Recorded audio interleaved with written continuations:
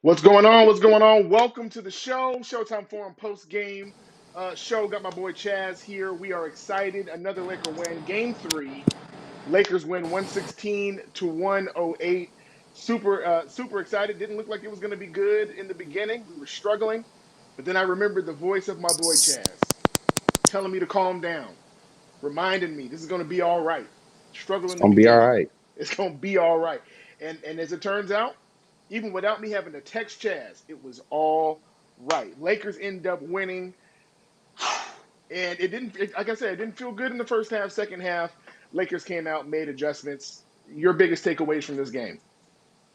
Man, LeBron was playoff LeBron. That was the story in tonight's game, in my opinion. LeBron was we haven't seen that LeBron since February, March. I mean, actually just in that kind of attack mode where he was getting everything that he wanted to. Gary Trent was playing him tough. Obviously, he flopped a few times and was able to get a few offensive foul calls on LeBron, but LeBron stayed with it, obviously, and had his jumper going, Yeah. and and was able to score 38 points. Shot 4 from 8 from the 3-point line, 11 of 18 overall. Missed more free throws than I would have liked to see him miss.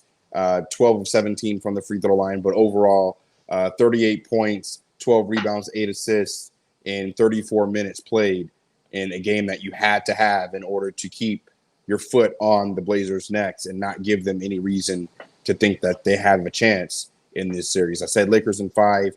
I've stood by that after game 1, after game 2, after game 3. 2 more, and we're almost there. And like I said, it's very important that the Lakers continue to have the sense of urgency that they do going into the next round. Looks like we lost It Chaz. should it, Oh, it there you should go. only it should only be 2 more games. The series should only be 2 more games, and we should be able to close this out. Obviously, it'll be tough and close, but Lakers should be able to do it. Yeah, and really speaking to what you just said just a minute ago, it's really about AD and Bron stepping up. And what they did tonight, I think, is just, it shows. Anakat Mohan's actually said this in the chat that we have the best duo in the NBA. And it was good to see this because most teams right now in the playoffs are going to have some sort of dynamic duo. Portland, of course, with McCollum and Dame Lillard, who really in the beginning, they were torching us. And they both did their thing tonight. I think they both were in the 20-point category. McCollum actually had 28, and Dame Lillard had 34, and Carmelo had 20. But tonight, it was just too much from our guys. LeBron going 38. And what was good was both of our bigs, both of our superstars, should I say, almost had triple doubles, right? I'll tell you the part Yeah. that concerned me from LeBron was he had the same amount of turnovers that he had as assists. And to me, that's what we don't want to have. Obviously, he's a tremendous player, a tremendous passer. And one of the biggest reasons why we're able to do what we do is because he's able to facilitate the offense so well. But there are really moments where it feels like he's forcing the issue so much. And tonight you saw some of that. That was troubling to me. I think against a team like the Clippers, even the Rockets, and let alone the Bucks or Toronto Raptors. These are issues that you can't allow to happen. You do want to see this stat line that we saw. But not only was the turnover from LeBron a huge issue for me, but the free throw shooting. Free throw shooting again was Terrible. a terrible 65%, going 28 of 43. And just being honest, had we just raised that by 10%, this would have been a blowout. But Right. the issue is that the Lakers, for whatever reason, have taken to this identity of just not shooting free throws well. And I can't say it's not because they don't care. I'm sure they care.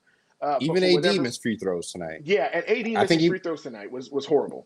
Yeah, he was 7 of 14 from the free throw line tonight. 50%. Somebody who shoots in the upper 80s to the 90th percentile from the Yeah, line in the league. So yeah. I mean, I don't know where that's coming from, but overall, I mean, Portland shot 94%. And the fact that the Lakers shot 34% from the 3-point line. See, when the Lakers can shoot average from the 3-point line and still play good defense, they'll win. They'll Yep. win probably 9 times out of 10. But when you Yep. shoot 5 of 32 like they did in game 1, you don't even give yourself a chance in the series. So I'm just glad that KCP, Danny Green, obviously they're not hot like maybe Melo or Dame was in game 1, but they're making threes, they're hitting open shots, and they're playing great defense. The defense Yep. has been what we hang our hat on this entire series, and it'll be the same way throughout the entire regular season and Absolutely. going into the remainder of the postseason and the finals, given that we get that far. So I'm just proud of the fact that Kuzma really didn't show up tonight and was just a cog in the offense for whatever reason tonight. But as a result, I'm just glad that other guys were able to get going, and LeBron and AD were your superstars. And we haven't talked about Caruso. Caruso put in 10 points tonight. He was a plus 10 in the plus minus category, but it was good to see him shooting. He was 1 of 2 from the 3-point line, 3 of 5 from the field, scored 10 points. He was active on defense, almost got 30 minutes of play tonight, and it kind of almost subsidized for Kuzma. Obviously, the scoring was an issue, but like you said, it was good to see KCP and Danny Green kind of get it going. They were 5 of 12 combined from 3-point land, which is tremendously better than what they've been shooting, Yeah. or at least Danny Green. So Yeah. you're right. And the defense, if you notice in that second half, the Portland Trailblazers were just gassed, and they were just D'd up. Yeah. Yeah, they just got Yeah. D'd up. And we were physical, and we were going up against them and doing what we had to do. And while the Trailblazers did score over 100 points, those were very hard fought 4 points, and a lot of that was because of KCP, Alex Caruso, Danny Green, and the Lakers had 8 blocks tonight and 6 steals. And I know that doesn't sound like much, but in the season, especially early in the season, we were having block parties quite often. And it was good to see that tonight. Anthony 6, Davis, 7, 8 block games between our 3 bigs. Absolutely. Yeah. JaVale and Dwight have been so key for us all year. And they still continue to crash the boards. We win the rebounding battle in every game of the series, giving us extra possessions to make up for our lack of 3-point shooting and lack of field goal percentage overall. And what's keeping us in the games to be able to have even a chance. And LeBron finally showed up as we know him to do. I mean, the 38, 12, and 8 is pretty much as good as you can get in the playoffs. I mean, the only thing you want to see is him make a few more free throws and a few less turnovers. But outside of that, I mean, that's playoff Bron right there. Absolutely. And what I loved about it, just to be honest, I loved the idea that they actually did struggle in the beginning and then they turned it on. We saw LeBron struggle essentially all playoffs so far. I mean, even going into the seeding games, he really hasn't put a full package together. And even with the 8 turnovers, I'll deal with that. But the idea that tonight, it almost felt like he turned on this emergence of playoff Bron. And we can't get in, we didn't get into it too much tonight. But Rondo being a late scratch, to me, I believe had something to do with that slow start. I feel like there was an excitement in the air knowing that Rondo was back. I'm not even sure how much Rondo was going to play in this game. 15 minutes. Yeah, 12 if minutes. that, right? But the issue was that watching him have back spasms in his full gear, ready to go and can't get out on the floor, that does something to you mentally when you've been ready and talking about it, and he's been game planning, and y'all been talking, and then out of nowhere, this guy who obviously was going to be the backup, he wasn't going to start tonight, but him, fighting so hard to get back to the point that now he has back spasms. I'm sure that has something to do with the psyche. But this is why you have a leader like LeBron James, so that even when AD is not getting it going, you can get that man's mentality back and right again. And AD even mentioned that when he struggled in game 1, LeBron talked to him and said, "Don't worry about it, getting it going. You need a veteran who has championship experience to bring along these guys." And here's the thing: there was plenty of talk about in the first half about AD being soft and AD yada yada, and I get it. But you got to understand, some people are not born with the alpha male mentality, but it does not mean they can't become that. And a lot of that happens by being mentored, discipled, and trained in that. And LeBron James, to be honest, he's not Kobe, obviously, but you can't find a better person to deal with adversity in playoff situations. This guy came down from 3-1, gave Cleveland their very first championship. You talk about adversity, you talk about negative energy, and how do you handle that? LeBron James has done that, and I believe it's helping with AD. James Michael said Lakers needed a game like this. Great teams win ugly. They get it done. Yeah, I'm trying to yeah, think about that. That's pretty true.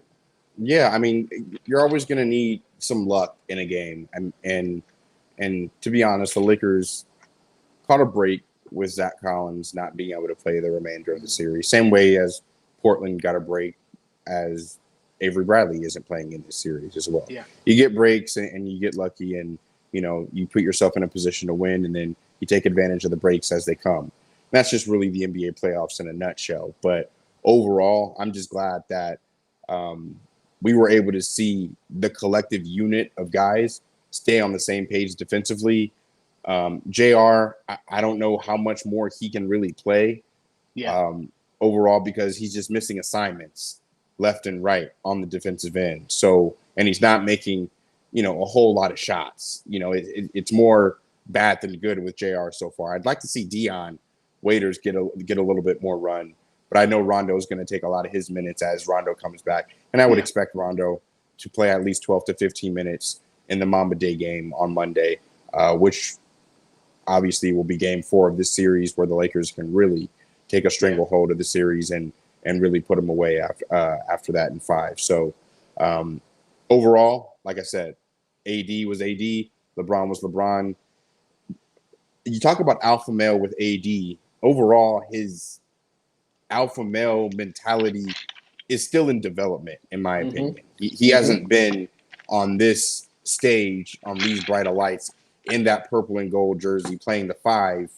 Whether he starts at the 5 or finishes at the 5, he's still playing the 5 for the Los Angeles Lakers. And obviously, some of the greats have already played that position, and he has the pressure to be able to, come through in the clutch, and he did tonight in the second half. In the first half, he was starting to look like AD in game 1 of the series, but I don't know who said what to him in the second half.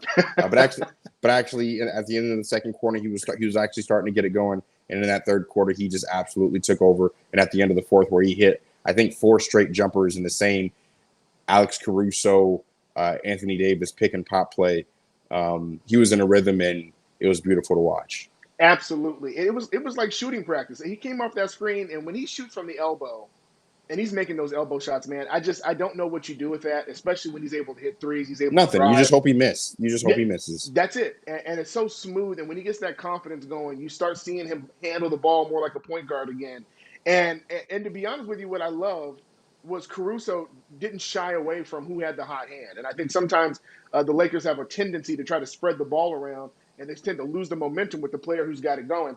But tonight, Caruso had 7 assists tonight, and majority of that was going to AD in that third and fourth quarter.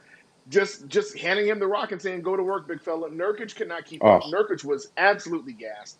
And there was a moment. There's 2 things I want to address. There was a moment that literally infuriated me, and that was the moment where, speaking of Caruso, where the transition defense and 3-on-3, 3-on-3, and really even with the 3-on-3, Caruso kind of stopped the fast break on his own. But literally, LeBron walking down the court in this transition defense. You can't. I don't care how much you're up by. I don't care what's going on. If you're in that state, you can't. Like, you have to look over at the coach. Mark Jackson said this. Look over at the coach and tell him you need a breather. But don't give that, because what ends up happening now is you set a tone for other players that when we have a lead, it's okay to take your foot off the gas. Yeah. Or when it's late in the game, or when you've scored a lot of points, then you're allowed to take off some time. Even in year 17, LeBron cannot do that. And once again, I keep saying this. I don't want to keep comparing, but we have to go back to when we had our last great dynasty. And part of the big reason why Kobe was picked over Shaq was because of hustle stats. Because the ability for Kobe to say, I don't care if we're down by 60. I'm going to, until that whistle is blown or until that horn goes off, I'm giving 110%. And that's what we're used to as Laker fans. So watching a 3-on-3, while literally the team is just sitting there, and it wasn't for 5 or 10 seconds, it literally was almost for 30 seconds. A full possession. A full possession. Didn't even sprint back. And at the end of the day, even though we won, that's the part that's going to stick out to me as a Laker fan. If we end up not winning a championship, if I go back to certain moments, I'm going to think about that moment, not because it caused us to lose the championship, but because it showed me the mentality on the way. And Good that's one point. thing you can't do. Good point. Good point. Yeah, and I, so go ahead. no, I got nothing to add. Good. That was a great point. I can't articulate that any better Yeah, than what you just said. and I'm gonna throw this to you because on my I don't know how it was on your Twitter timeline, but on mine it was a lot of questions of why isn't Jr. getting more burn? He had 9 minutes tonight. You already addressed that. Why isn't Dion Waiters getting more? Because he's Where missing assignments. because and I gotta explain this to people. The biggest thing that we saw tonight, even though Dame and CJ got it going tonight, and of course Carmelo got his shots in the mid range. The Blazers essentially shot a little over 40%, and you're talking about one of the higher efficiency rating teams of offense, and they were held pretty much in check on 40%. It was great defense for the most part. A lot of missing assignments. We just talked about that with the transition, but I don't think people understand how important it is. As great as you can be as an offensive player, if you're a liability on defense, On it's defense. really going to make a problem. And unless you're Steph Curry, where you're just so automatic. And Dion Waiters is not Steph Curry. He's a great playmaking guard, but he's not Steph Curry. Unless you can have something so great offensively that makes up for the fact that it's going to be 4-on-5 when we're playing defense, then you're not going to get a lot of playing time. And it's not. I don't think it's because Dion can't play defense. I think he just doesn't have enough time in this defensive rotations. And we've watched it tonight. You watch certain moments where Jr. was in there. He fouled somebody on a 3-point shot. The reason why he fouled him is because he missed his rotation on the screen dump off. Can't do It, it. and you can't. And he ended up throwing his body into this guy, trying to make up on that open three, and ended up fouling the guy for a 4-point play. These are things that coaches go back and say, it's better for us to not have somebody score 4 points and us pick up a foul, then it's better for us to have somebody on the court who doesn't score but keeps the other team from scoring than to have that. And I think that's one of the things we're going to have to adjust to is the idea of Right. defense. Let me get to some of these comments, and I'm going to throw these to you. I want you to answer these. Okay. This is Anna Mohan. She says AD and LeBron have the ability to turn it on anytime. What a luxury. They took turns to attack the Blazers defense. I don't know if we consider that a luxury to be able to turn it on and off whenever you decide. It's a gift. It's a gift and a curse. And I don't think that they turned it on and off. I think that AD just didn't come out with the same aggression. So here's the thing. So when you have a player like LeBron that was as aggressive as he was, it's hard for any other player to be that aggressive at the same time, let alone a teammate of that person. So as aggressive as LeBron was in the first quarter to start the game, I mean, that's why he finished with almost 40 points, because he was just aggressive the whole game. If he would have made all of his free throws, he would have ended up with 43 points. So when he's that aggressive, it's just really hard for a teammate to be able to be that aggressive as well. So I'll give AD the benefit of the doubt on that because LeBron was that aggressive. But LeBron was on for the entire game. There wasn't a point that he wasn't on. He had that look in his eye. He even gave us a little Kobe scowl at the end when he hit that three and gave Vogel a dap on the way back and yelled at the bench. So you got to love his ferocity, his passion, his attention to detail, and his leadership. I love the way that he was, even after the final buzzer had sounded, and I'm actually texting you about, getting, the show set up like we do after every game. And LeBron is, I see on the floor, still coaching up Kuz on, I think it was on a possession on why he should pass the ball a little bit faster or play keep away a little bit more rather than holding the ball in that situation. So that way they couldn't foul him to, close out the game. But he's still teaching in that moment. And I don't know exactly what he was saying, but I know he was saying something to Kuz and just taking the time to be better, because obviously there's going to be 2 more wins that they're going to need against this team to close them out and move on to the next round. So, and luckily for the Lakers, Houston lost today. And that series looks like it's going to be the OKC Houston series, who would be one of the opponents for the Lakers in the next round. Looks like that series is going to be a little bit more extended as well, which is good news since the Lakers are obviously going to play at least 5 games in this series. So things are looking up, and I'm glad they're 2-1 and not behind in the series anymore, because being behind in the playoffs is never a good thing. Never, never. And shout out to 5 Minute Laker CP3 for hitting those three clutch threes in overtime against the Houston Rockets. We appreciate that. No doubt. You're making it hard for them.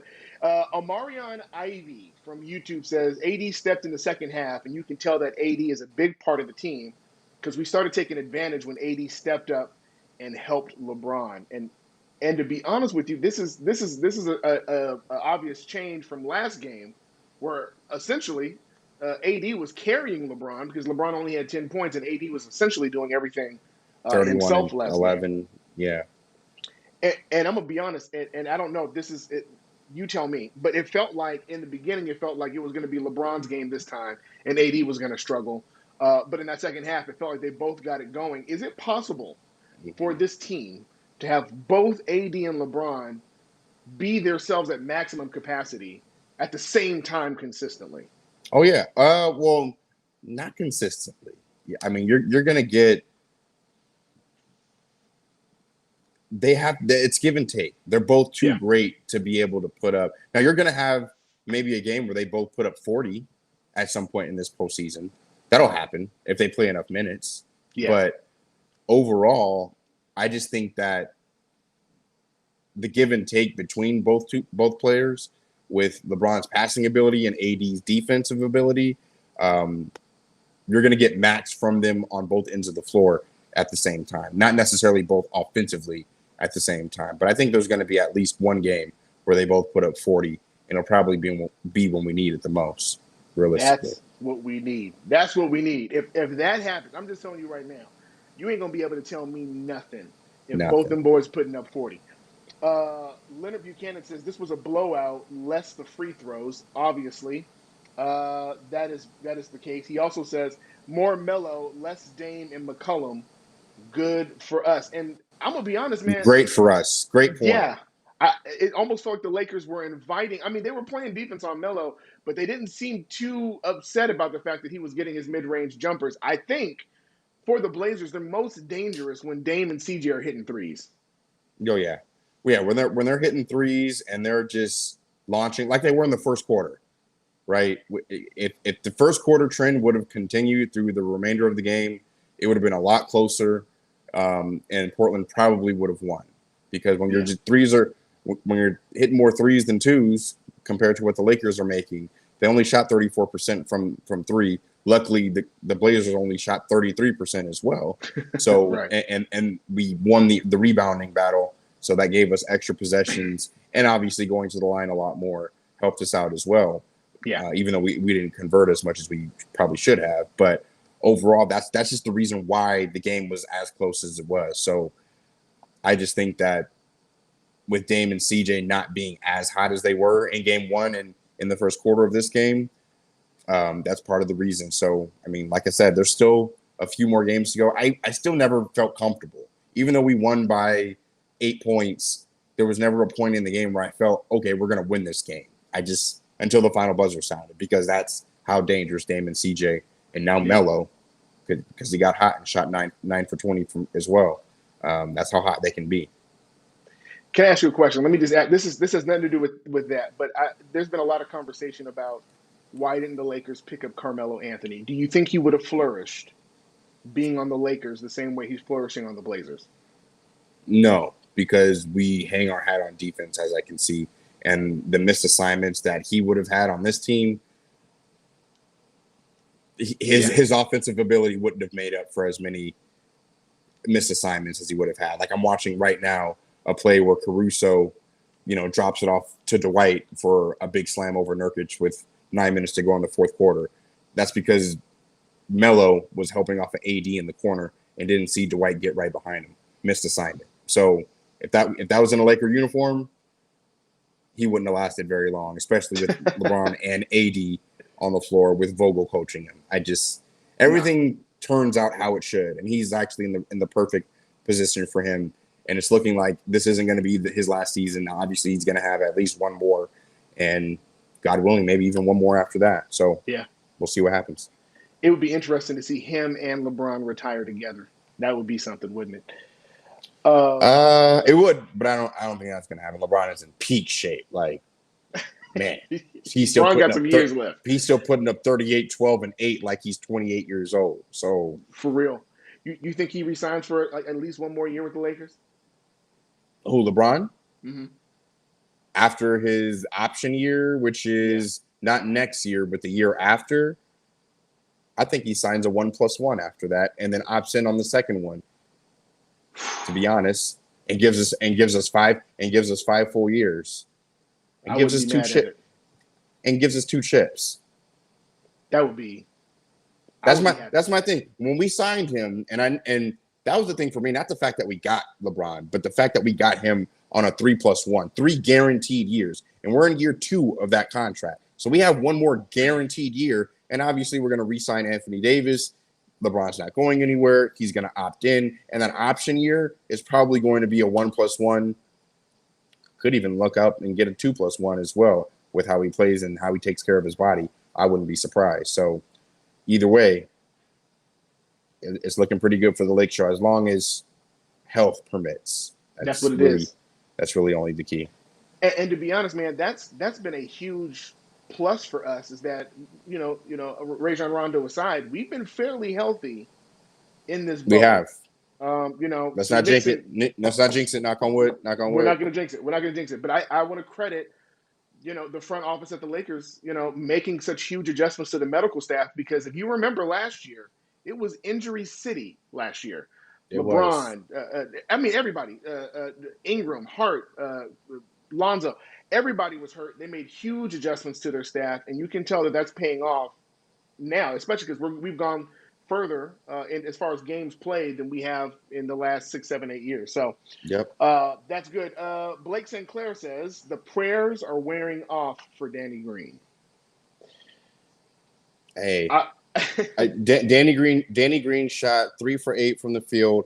He made 2 threes and was 8 points, but he was a +7. Why? Because he wasn't letting Dame and CJ get off on him for 30+ each. I know Dame ended up having 34, or actually 20. Actually, they did both get off, but he had good defensive plays. He had that block on Dame at the end of the game. Danny Green looked fine to me. I'm not worried about Danny Green. I'm just not. Yeah. Could he be a little bit better? Obviously, I'd want a little, maybe 5 of 8 instead of 3 of 8, but I'll take it. He's making key shots. He's playing good defense. I mean, Dame and CJ actually really had a hell of a game for each of them. I mean, they both played 43 minutes, but Melo played 42 minutes and only scored 20 points and was a -2 overall because of missed assignments. And I think people are missing it. Like CJ had to shoot. CJ shot the most shots out of anybody in the game. Shot 25 times, only made 12 shots. Yeah. Both Carmelo and Lillard shot 20, and they only made 8 and 9 shots. So, when you look at it in the grand scheme, it's not so much the points they scored, but how much did they have to shoot to get that? And so, when you look at that, I go hats off, especially when other teams have really, since they got in the bubble, it's been the playoff mode for the Blazers ever since. And the Lakers have been the first team that's really kind of held them in check. And so now you're seeing 2 wins back to back, and I think that we're going to see Game 4 win as well. Let me keep going. The big players played well tonight. This is from Jason Jeter on Periscope, and he mentions JaVale, and we talked about that. JaVale only had 4 points, but he was active tonight and didn't look aloof, if that makes any sense. So, it was good to see that. JaVale played good. He had some key blocks. He had some key dunks, and he wasn't out of position all the time. That's really all you can ask from JaVale. Yeah. He played a total of 14 minutes, 4 points. I mean, he was a net 0 tonight in the plus-minus. So nothing too great, nothing too bad. Just how I like it. Yeah, man. Our boy Ray Elbowbone says, can we give props to KCP? He got tore up on Twitter after Game 1. In Game 2 and 3, he's been the third guy. He's been the third guy. It hasn't been Kuz. It just hasn't been for whatever reason. But KCP has stepped up. He's been the third guy. The last time was 16 points 2 nights ago and 13 points tonight. He didn't shoot great. He was 4 for 13, but did hit 3 big 3-pointers and, made a couple of his free throws. So, KCP did his job. Could he have been better? Absolutely. That's the thing with this entire team, as well as Anthony Davis and LeBron. They would tell you themselves, we're nowhere near how good we can be, to be honest. We're not even playing that good right now. So when we're really clicking and we're starting to make shots and really click on the offensive end as well as we are on the defensive end, Houston doesn't stand a chance. Houston, OKC, Portland, Nobody. I mean, even the Clippers, they don't stand a chance when we're at our best because they just don't have the firepower that we have on a star level. You look at what Paul George is doing right now. Even though Anthony Davis didn't play great in that game one, he still put up 28 and 12. You look at Paul George's last two games. I mean, the guy's shooting, less than 15 points the last two games. Granted, the Clippers won that last game in part because Luka, messed up his ankle. But they were already starting to get beat before Luka messed up his ankle. But that just kind of sealed the deal. And obviously, Luka's not going to be 100%. So, Kawhi is just going to be Kawhi. And I think they'll close that series out in 5 or 6 instead of 7, like I originally predicted. But when the Lakers really have it going, that's why I'm so excited to see the Clippers in the Western Conference Finals. It's looking like an inevitable matchup, especially with the way that two teams are playing. They're both not even clicking on high cylinders, and they're still beating teams up like they are. So props to the Lakers, and we are on a collision course with that other team in LA. Yeah, it's going to be, it's if you really think about it, if KCP is giving you 15, 16, 17 points a night, Kuzma is giving you 20-something points a night, and then you have AD and you have Bron both, maxing out. And that's not even the full team. If you had that going, I just don't know how you answer that because that doesn't even factor in the defense that they play. Oh, my God. Imagine if Avery Bradley was out here right now playing defense. Just imagine with what we're doing right now and the playoff intensity on the defensive end that we've played with these last 3 games. Yeah. I mean, that's why I'm excited to get Rondo back because I don't think he's going to miss as many assignments and take as many gambles as he did in the regular season. So just hope he's okay with his back. And every player that you can get as a healthy body to throw at, another team in the playoffs is a good thing. So hopefully Rondo plays on Mamba Day, and I can't wait. Yep. And it's so funny, man. The chat is it really is divided. I see somebody saying, Danny Green needs to get benched. And that's a Marion Isaac YouTube. Man. But on the flip side, Vacos Locos Forever. I love that name, by the way. Periscope. How about Danny Green getting those 2 key blocks on Trenton Dame? Not bad. See, this is the hard. It's all about perspective and what you're looking for. 2 key blocks. To be honest, man, I really want to encourage, especially us as Laker fans. We really have to get into the entire scheme of things, right? So the same pass that we give Caruso. Okay, I just want to point this out. Caruso can score 7 points, but if he's doing his thing defensively, he's celebrated, right? And of course, put back dunks and things like that he does. He gives us highlights all the time. But the main thing that we do is that we tend to highlight a player and we look for one thing from him. And if he doesn't give us that one thing, then throw him away. And I think you have to be mindful that Danny Green has been more active defensively in this bubble, really since the playoffs started, than we've seen him for a long time. Let me just counter you, just for the sake of countering you, because it's interesting to me. So the reason why Danny Green can't have Caruso-type points and play Caruso-type defense is because he's getting paid $15 million a year. So here's the thing. Hold on. Here's the thing. You could have given that money to Seth Curry, who's balling for Dallas right now. So let me ask you, Devon, if you were Rob Pelinka right now and you could make that decision, would you take Danny Green's defense and his lack of shooting right now, or would you take Seth Curry's intense 3-point shooting but lack of defense as well? Which one would you choose? The thing that to go with exactly what we have right now. Exactly on the Lakers. The thing what I would go with is who has won more championships, and I know that's crazy, but Danny Green just came off of one. And if I'm being honest, you could have given it to Seth, and it would have been fine. I wouldn't have been mad at that. You probably could have kept $3 million too. Could have. It wouldn't have done us very much good because there wasn't that much left on the market. To be honest, that's how we ended up with what we have now. True. But for me, I'm looking at when you're putting a bunch of veterans, and that obviously was the plan. There was a bunch of veterans, and I think what it really came down to was they had already spoken to Danny Green and said, "Listen, if Kawhi doesn't come, we have set aside this money for you. Don't sign with anybody." And I think the 15 million was more of we could at least get somebody who just won a championship to join our squad. Really, I mean, think about it. You had Troy Daniels, Quinn Cook, all these guys, and you really had nobody out there who could play D and has won a championship, has veteran experience, and has been known to be streaky. That's the thing. He's not consistent like Seth Curry, but Danny Right. Green's been known to be streaky. They knew that going into it. You pay the 15 million because his resume dictates that. Not so much because he's going to give you that, but his resume has shown you he's capable of it. Hey, great answer. Because I was setting you up, and I was thinking that you was going to take Seth Curry because he is balling right now. But Danny Green's defense and his championship mentality is what puts it over the top for me. So, in my humble opinion, Danny Green has been great, and he's given us exactly what we need. Would I like one or two more threes a game? Yes. Is he going to start making those? I have the confidence that he will. Yeah. But overall, his presence in the locker room, I'm sure, and just having that kind of character on the team is great. Nothing against Seth Curry, but just wanted to point that out just because of Seth Curry is shooting great right now for the Dallas Mavericks. But that defense and that championship mentality is what puts it over. So I'm happy with the team. And like I said, we're not even clicking on all cylinders. Just wait until we really ratchet up the defense when we get Rondo back, when we have another playmaker out there.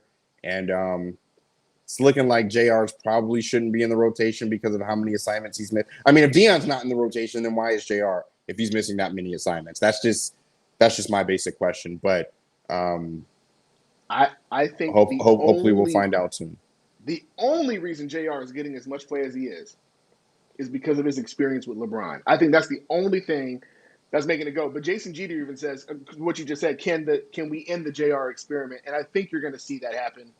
And then speaking to Rondo, I hate it because I love my guy JR Swish. I love him, but I mean when he missed that assignment on Nurkic and LeBron wasn't gonna take a cheap foul, towards the end of the game, so he just had to let Nurkic dunk it. I think it was that just can't happen. Not in that situation because you're just giving momentum back, and he knows that. He's not going to tell. He doesn't need me to tell him that, but that's just the bottom line because I'm just translating it to you guys and the viewers because that's just what we do here at Showtime. But I'd still like to see him in the rotation, but that's just the basic question that I have. If Dion's not getting any run whatsoever, if he's getting just as much run as Jared Dudley and Quinn Cook, then why is JR? So that's just my thing. And to Dion's credit, if nothing else, he can create his own bucket, which counts for something. In my opinion, that has to count for something.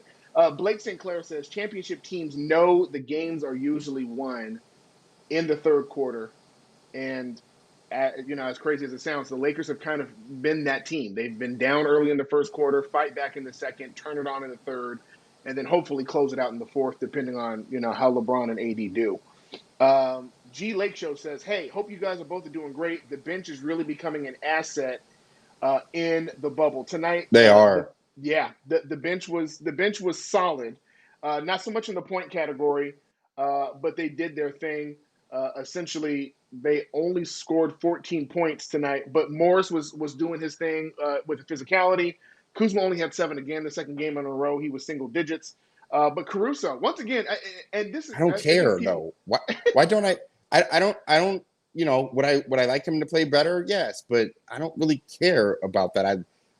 He wasn't as good defensively as he was the last 2 games. Yeah. And obviously, Kuz didn't shoot as well as he probably could have. He was only 2 for 6, didn't make a 3. But I mean, that's the playoffs. It's going to come and go. But yeah, I really like the defensive intensity from Markieff Morris. And just having another dog out there to just make sure that nobody messes with your superstars and holds people accountable and puts people in check early in the first quarter, second quarter, because Vogel's not waiting to put him in. He's the second and the third guy coming off the bench after Kuz and maybe Dwight. So love what Markieff Morris is giving us off the bench.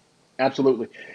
Damian Mendez on Periscope says, I love those 3 blocks were nasty.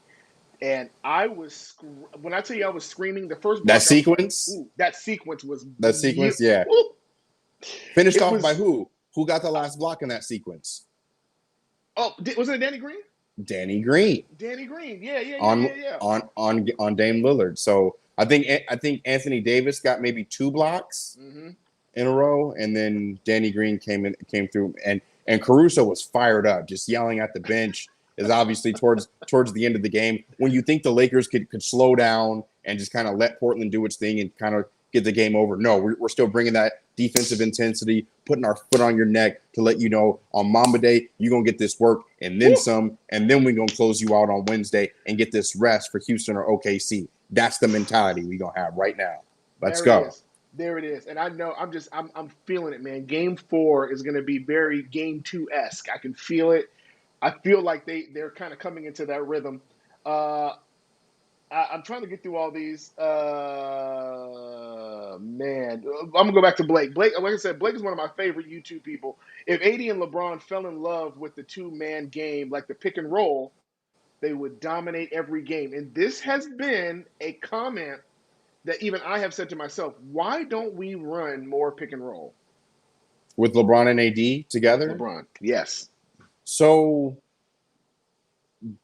really because of how teams like to set it up.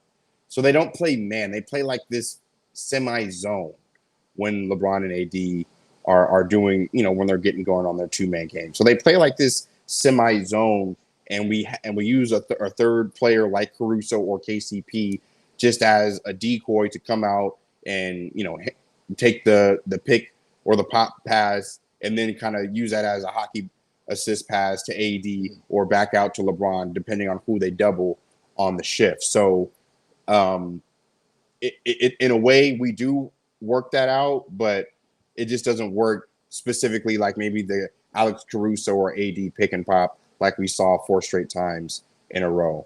So it still works, but just works in a different way, if that makes sense. Yeah. But I do understand the question. Maybe they should run it a little bit more, but when LeBron and AD do that pick and roll, it's more of a pick and pop, and AD goes to the wing, and LeBron either takes it all the way to the basket or kicks it out for that hockey assist. So, yeah. Yeah, man. Here's a very interesting comment from a guy from Edgar on Periscope. Lakers are in trouble. No lineup consistency. JaVale keeps on playing. JR clueless on defense. I want the Lakers to win, by the way, but I'm worried. Can you ease Edgar's worries? Damian Lillard and CJ McCollum combined for 62 points and both played 43 minutes and both shot just about close to 50% from the field. They just didn't get as many calls going to the line because Lakers played better defense by not fouling. But, I mean, you're not really going to get too much of a better game out of those two. Maybe out of Dame, because we've seen Dame go for 60. So, obviously, Dame could have shot better. He was a -8. I don't think he had any steals. He had 7 assists and 5 rebounds. But he was a -8 overall because he was just getting done up on the offensive end by whoever he was guarding. And he just didn't play good defense and was out of position. So, I don't know why you're worried. We've beaten this team 2 out of 3 times in the regular season, 2 out of the 3 times in the last week. And Monday is Mamba Day. We're not losing on Mamba Day. It's just not happening. Especially with the fact that we lost that first game on Kobe's memorial and let Dame go off. That has to be in somebody's mind. If any Lakers are watching this, or if any clips of what I'm saying right now gets to the team, they know that the last time that they played on any kind of significant Kobe Bryant day, right after he passed, this team, Portland Trailblazers, lit us up and walked out of Staples with a win. On Mamba Day, the first Mamba Day after Kobe's passing, it's not happening. It's just not. Especially if they're wearing those jerseys. And sidebar really quick. my prayers go out to any and everyone just like me who's going to hop on the sneakers app and try and get a jersey and try and get some Mambas this week. Even, not on Mamba Day, but there's stuff dropping obviously on the 25th and the 27th, I believe. So prayers for anybody else that's going to be out there. Hope you don't take that L like I probably have in the last couple weeks, but hopefully we all get Mamba jerseys. That would be great. Man. Hopefully they make enough. But I'm telling you, prayers go out to everybody that's trying to get a Mamba jersey. If I get it, I'm not wearing it. It'll be right here on this wall, right behind me. Framed. Let me. Oh my God, man, those jerseys are so fire, man. Okay, here we go. Just want to say this: 24K Petty. She said I'm late, but we pulled it out, cousin. Absolutely pulled it out tonight. Jay Watt.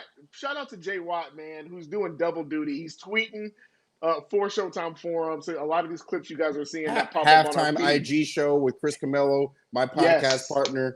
Yes, doing a tremendous job. He says, let's address the elephant in the room tonight. Everyone just wanted Dame to shut Skip Bayless up. And I love Dame. I love him. I still believe at some point he's gonna be a Laker. I don't know how we're gonna pull that out, but I love Dame. But I honestly could care less, about what Skip says. Skip has made his mind up that he's a Clipper fan, and the minute you become a Clipper fan, all your commentary, good or bad to me, is irrelevant. I've never taken what Skip Bayless says as gospel ever, even going back to cold pizza. If you guys don't know what cold pizza is, Google it. They too young. Google it. That was when that was the first show I ever saw Skip Bayless on, and I'm sure there's somebody telling me to Google Skip Bayless even before that. But I know that he was covering SMU and the Cowboys, dating all the way back to the mid to late 70s. So yeah. But I've never taken what Skip Bayless says as gospel. Once he said what he said about LeBron and how he always harped on LeBron, can't take him all the way seriously because there's a portion of him that does it for ratings at the end of the day. So once you get to that status, you're not even really telling the truth all the time. You're just yeah. And we all know Dame pulled his card already. Tan Marino on Twitch says, what's up, guys? Portland might have been the best case scenario for us in the first round. They're heavy on three ball. They're a heavy three ball team minus the big men.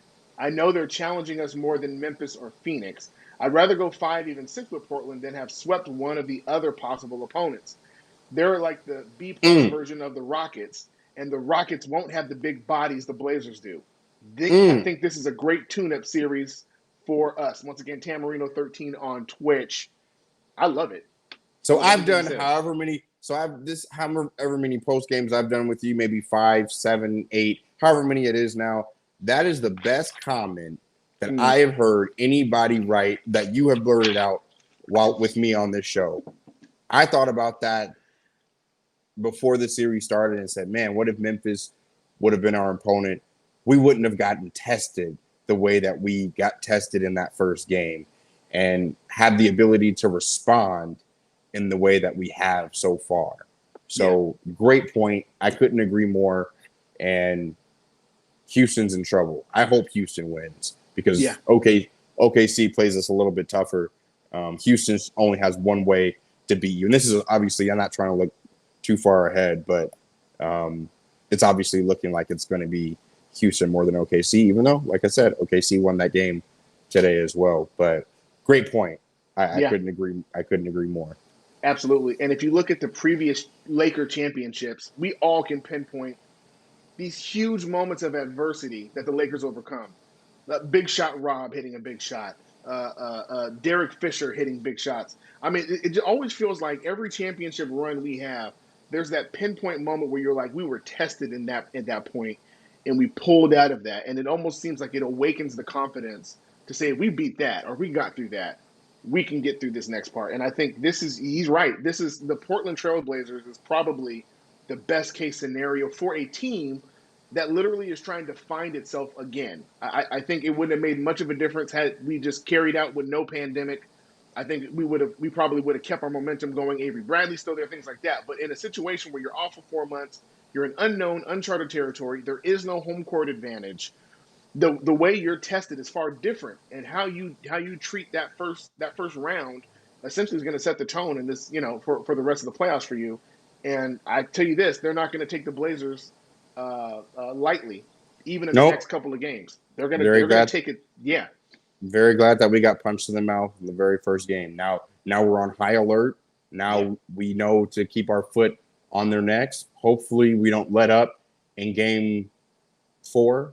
And if we have a chance to close them out in 5, I hope we don't let up on that either. Every playoff game is meaningful. And now at this point, we're only 14 wins away, guys. I know it sounds, I can almost taste it. I can almost taste it already, So close. especially with guys playing the way that they play. And Yeah. one last thing really quick before you read the next comment. Danny Green. I am predicting that by the time this series is over, Danny Green will score 20-plus points and have himself a game. I saw the swagger come back from him.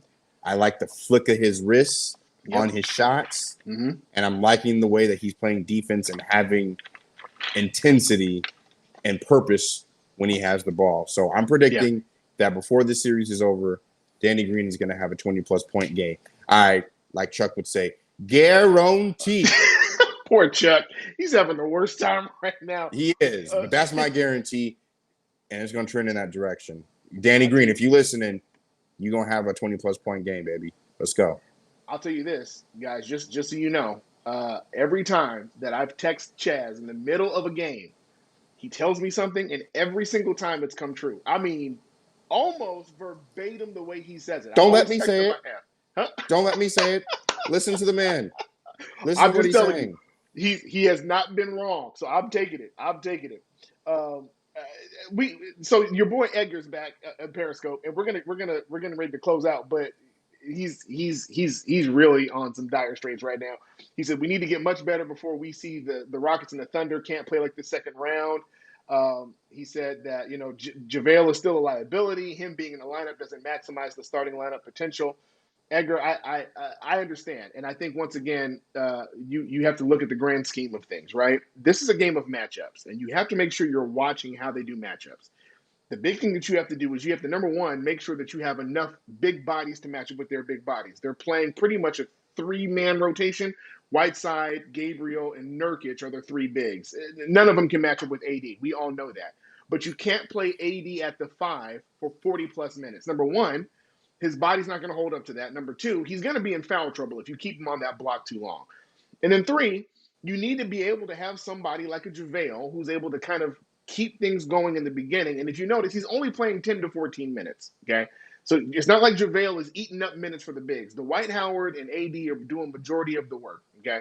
So you just got to make sure that we don't lose the fact that JaVale is doing his part. He's not asked to do much.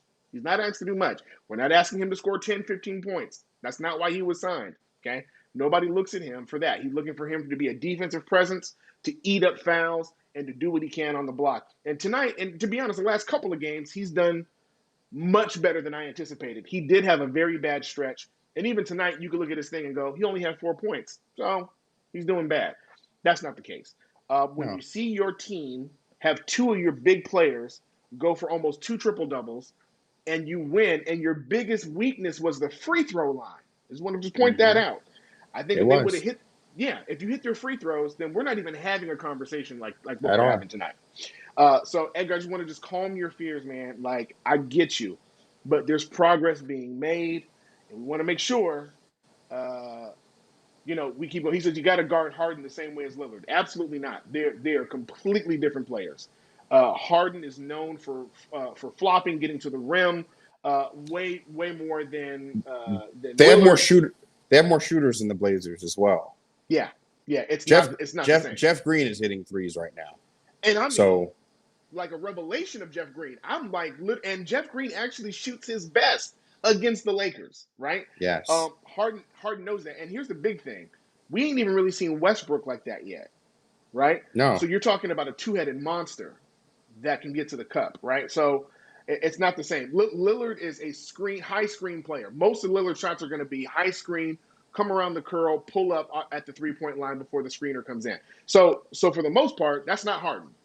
Harden is I'm gonna dribble, and I'm gonna try to fake you out. And if you bite, then I'm going to the rim. If you don't bite, then I'm gonna shoot a step back three. That's Harden's game, and I'm not mad at it. Do your thing, brother. But him and Lillard, completely different players. Um, Agreed. Blake Agreed. Sinclair. Blake is my favorite, bro. He says $7.5 million per block. That's what Blake says. Who is he talking about? I think he's talking about Danny. Maybe talking about Danny. Yeah. Jared Dudley is watching. He said he just tweeted to the post game show. Jared Dudley, our duds, one of my favorite dudes on the team, man. Shout Super out, excited about him dog. being signed. Hey, thank you for being really quick. If you are listening, thank you for being the veteran that this team needs to be able to calm guys' ears and let them know that they're doing the right thing and on the right path, and just being a sustained force in the locker room. Can't wait to see you, do media full time. That's going to be very special. Yeah, he's gonna be a treasure, bro. And this is one of the things I think that we also have to look at as we get ready to close, man. When you look at how this team was constructed, this is quote going around right now that Bron was like, "We're built different." This team is built different, and what I love about the way we put this roster together is you put guys who have been battle tested and understand the process, man. And you have a good mix of good veterans who have championship experience, or like Jared Dudley, who have been in the game long enough. Great chemistry in the locker room. You just don't understand how much of a difference that makes on a team. Right. Just think about your own job. If you've ever worked a job that had really bad environment that was toxic, you never want to work there. I don't care how much you're paying them, right? But you have people like Dion Waiters, who's trying to get himself, his reputation back in the league. J.R. Smith trying to get back into the league. Dwight Howard, who's been a revelation this season. You're seeing these guys come in. All the egos have been checked. And a part of that is a player like Jared Dudley. You saw Dion Waiters tonight. Everybody's looking for Dion to play. Dion is laughing, excited, cheering on the sidelines. And not to say that he's an angry guy or any of those things, but a lot of that comes with the environment that he walked into. Just good chemistry and good camaraderie. You see Quinn Cook not even in his warm-ups, but he still has a smile on his face.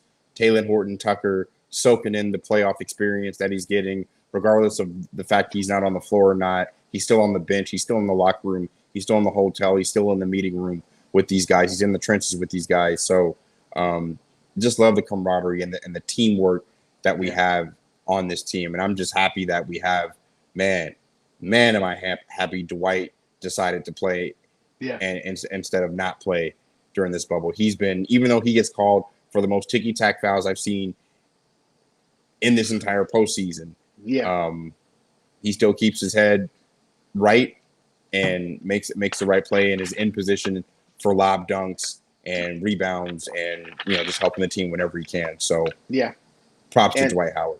And as crazy as it sounds, we forget that Dwight's been to the finals, right? Oh yeah, he's got that championship pedigree and experience too. Albeit he got sauced up by my man. God rest his soul. He still has that experience, and I'm just now noticing LeBron passed Tim Duncan on the playoff all-time scoring list, and LeBron just got done talking about how great Tim Duncan was, and obviously Tim Duncan was LeBron's first opponent in the finals, so obviously LeBron doesn't have anything, and LeBron was his last opponent, Tim Duncan's last opponent in the finals as well in 2014. So obviously there's a great mutual respect, but just have to shout that out really quick on the Bleacher Report alert that I just got on LeBron talking about Tim Duncan. Well, here's what's crazy. You know who number one, who has the most playoff wins? Oh, it was playoff wins, not playoff points. Okay. Playoff wins. Robert Ory? No, Derek Fisher. Derek Fisher. Okay, I knew it was going to be one of our role players because. Yep. And what's crazy is that right now Bron's at 158, Derek Fisher's at 161. So if everything continues to go the way we're seeing it, then LeBron's going to be number one in playoff wins as well. Who won the most in the entire postseason? Damn. Oh, it's going to be LeBron. Whether he wins the championship this year or not, it's going to be him. You could bank 3 more playoff wins. So, Yeah. wow, that's great. It just feels good to know that we have the Lakers are at the top of that, and no matter what happens, and we go back to right before Kobe passed away, LeBron passed Kobe, when he was playing on the road, and it's just when you think about just the Laker history, man, and I know it feels like we're Laker fanboys and things like that. I hear that a lot. I am. I don't give a damn. Well, I don't know why you tune into us if you're not. We built on fans, but the idea is this: is that we have, when you've been around and you've watched not just Kobe Bryant, but some of us remember the Magic years. You know what I mean? Or some of us have seen in a film. You just watch the transcendent championship pedigree that comes through here. It just tends to give you a positive outlook because when you've done it dozens of times, you've done it multiple times. You've been there, done that. You've seen the wins, you've seen the losses. I mean, if you go back to it, we remember when we lost in Boston and got destroyed. There was not one Laker fan who did not believe they were going to come back the next year and settle the score. And what do? Came back, win it back to back, and go back to back, and go back to back. You know what? Just real quick, just talking about being a Laker fan. I don't like when I walked into the Forum as a kid. When I went to my very first basketball game, I saw Gail Goodrich, I saw Wilt Chamberlain, I saw Elgin Baylor, Jerry West, Magic Johnson, Kareem Abdul-Jabbar, James Worthy. I saw those guys up there, right? This was before Kobe, Shaq. Who else is up there? Jamal Wilkes. Yeah. Before they put his jersey up, these are before those guys. So to be able to see what those guys have done in their career, and as a Laker fan, know what greatness is, and know when to be able to spot it based on, the history that we have. Like, I couldn't imagine being a Pelicans fan and walking into the Smoothie King Arena and not seeing any jerseys, or walking into, one of these friends, or walking into Minnesota and not seeing, obviously they'll see KG's jersey up there probably soon, but, not having a storied history or franchise like that. Even the Warriors, for that matter. Obviously, they had Wilton, they had Rick Barry, but up until 5-7 years ago, they didn't have too much of a great strong history, in the NBA. Obviously, they had Al Attles, and I'm not gonna poo-poo him, but I mean, what are, other than the Celtics and the Lakers, who has the best storied history? Obviously, you could say the Bulls as well, but just to be able to have that type of history, just it makes us the type of fans like no other fans in the world. And I know people hate us for it, but at the same time, if they think real deep down, that's why they love us for it as well. They love our passion, and they love the fact that we love to be great. Absolutely. So we're on a number 17. Let's go get it. Let's go get it, man. Blake said something that I love this. He says he remembers the Michael Thompson era. And man, you go back that far. That's some serious history under your belt. Yeah, the Bob McAdoo era, the Norm Nixon era. I wasn't even alive yet, and I know about this stuff. Like, stop it, real Laker fans, stand up. For real, and quiet as kept, man. This is so crazy you say that, but like when I was in high school and I used to play ball, I would yell McAdoo when I shot. Like when everybody yells Kobe, I would yell with McAdoo. The sling. Yeah. Come on, man. That's real fanhood right there. That's real fanhood. Listen, tonight was a great win. It was ugly in the beginning. We finished strong as we should have, and we're up 2-1, and another playoff victory. Now we get ready for, of course, as we would call it, Mamba Day. We get ready for it's really like I don't know how to explain it, man. It's just good to feel it again. It's been so long since I felt the playoff love, but now doesn't it feel good? And winning amazing in the playoffs and playing good, but not great yet. So hopefully we start playing great towards the end of this series and going into the next round and gearing up for this deep run that we're about to make. So I can't wait. It's that good tingling feeling, and it's the first time us as Laker Twitter collective have experienced it like this. So there weren't live Twitter shows like this going on. You didn't have Showtime for them. You didn't have half the different channels that you have to be able to consume basketball the way that you do now. So it's fun for us to be able to get in on the action because the Warriors and the Cavs and even the Thunder, and the Rockets, they've had pretty much the whole ride since Yeah, Twitter, NBA Twitter has kind of come together. So it's just fun. It's just fun, it and is. I'm having a good time with it. And but hopefully it just results in a number 17 Larry O'B trophy. That's all. That's all it's about. It's all it's about, man. And hopefully we're on our way. So, once again, we appreciate you guys being with us tonight. And of course, we will see you guys on Mamba Day. We're not missing that one. That's the most important day of the year. Them Once jerseys again, gonna be it's gonna be so sick. sick, man. And listen, if you get a jersey, please hop into this chat and let us know because we want to know. We want to see it, tweet it out. We want to be able to retweet it, man. We appreciate you guys, and we hope you guys have a wonderful night. Here we go.